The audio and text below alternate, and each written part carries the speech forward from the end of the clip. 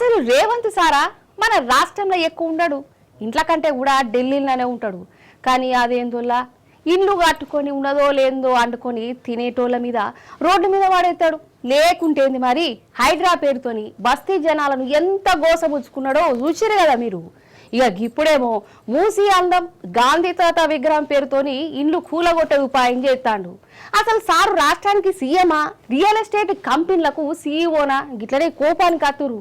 ముచ్చటేందో చూద్దురట రాని.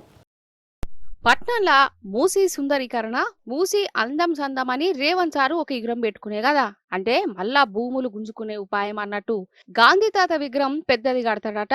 ఇక రంగారెడ్డి జిల్లాలో ఉన్న బండ్లగూడ జాగిరు, అత్తాపూరు, హైదర్గూడలో ఉండే కాలనీ జనాలకు నోటీసులు పంపిరు. మీ ఇండ్లు కూల్చేస్తాం, ఖాళీ చేయుర్రి, ఆడ దునియాలనే పెద్ద గాంధీ తాత విగ్రహం పెడతామని. కాదు, గాంధీ తాత విగ్రహం పెట్టాలంటే ఇండ్లు కూలగొట్టి పెట్టాలా నోళ్ళ? అంటే కేసీఆర్ సారు అంబేద్కర్ విగ్రహం కట్టిండు కదా, నేను గాంధీ తాత విగ్రహం కడతా అని చెప్పుకునే తందుక. కేసీఆర్ సారు అంబేద్కర్ విగ్రహం కట్టినప్పుడు ఒక్క ఇల్లునన్న కూల్చిండా, ఒక్క రైతునన్న బాధ పెట్టిండా? కానీ ఈడజోడు వీళ్ళను రోడ్డు పాలు చేసిండు. కష్టపడి పైసా పైసా కూడబెట్టి కిస్తీలల్లా కట్టుకున్న ఇండ్లను కూలగొడతారట. వీళ్ళకు ఎంత బాధ అనిపిస్తుంది చెప్పు.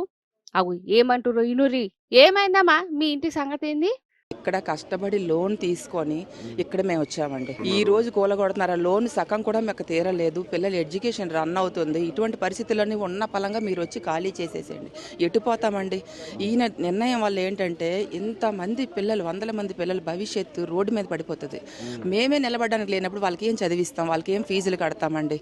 వాళ్ళ చదువులు ఆగిపోద్ది, వాళ్ళ భవిష్యత్తు నాశనం అయిపోద్ది. ఈ నిర్ణయం వల్ల ఎవ్వరికి మంచి జరగదు. దయచేసి మీరు ఇది మార్చుకోండి. గాంధీ గారు చెప్తారా ప్రజల్ని రోడ్డుకి ఈడ్చేసి నా విగ్రహం కట్టమని ఎక్కడైనా చెప్తారా? గాంధీ గారు చెప్తారా? అహింస అసలు ఎప్పుడు కోరుకోలేదు, అందరూ మంచిగా ఉండాలనే కదా. అంతే కదా, ఇండ్లు కూలగొట్టి గాంధీ తాత విగ్రహం పెట్టుమని అన్నడానోళ్ళ. ఇదేం తరిక అసలు? పాపం వీళ్ళ బాధ ఇనురి. మంది బతుకులు బతుకుతుంటే మీరు ఇప్పుడు వచ్చి మేము నోటీస్ ఇస్తాము, మీరు ఇవన్నీ కూడా ఖాళీ చేయాలంటే ఎక్కడికి వెళ్తామండి మేము? పిల్లా జల్లలతో పిల్లలు స్కూల్ టైము, పరీక్షల టైము, ఎంత కష్టపడి పైసా కూడా కట్టుకొని మేము ఇక్కడ బిల్డింగ్లు కొనుక్కుంటే మీ ఇష్ట ప్రకారం మీరు చేస్తే ఎట్లాగండి? ఇది ఎక్కడ అన్యాయం అసలు? ప్రజలు ఎందుకు ఎన్నుకున్నారండి మిమ్మల్ని?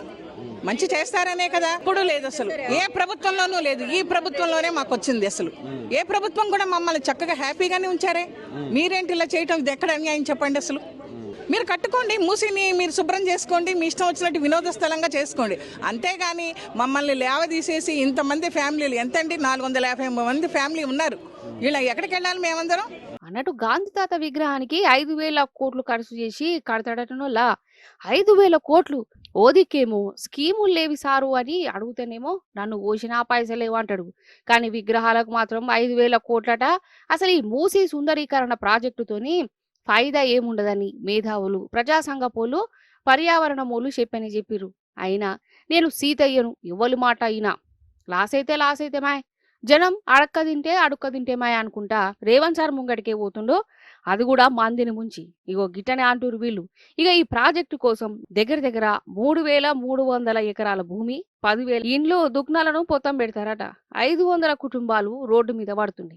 బాపుఘాట్ అక్కడిని డెవలప్ చేస్తామన్నాడు కేసీఆర్. తర్వాత ఈయన వచ్చేసాక మొత్తం తీసేస్తామంటే ఎలా ఒప్పుకుంటాం?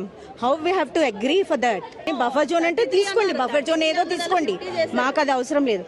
మాకు ఉండాలి, మా లొకేషన్ మాకు ఉండాల్సింది. వాళ్ళకి ఇది ఉంది, వాళ్ళ ప్రైమ్ లొకేషన్ వాళ్ళు ఏదో డెవలప్ చేసుకొని వాళ్ళు ఎవరికో ఇద్దామని చూస్తున్నారు. వాళ్ళకి డబ్బులు కావాలి, గవర్నమెంట్కి డబ్బులు లేవు.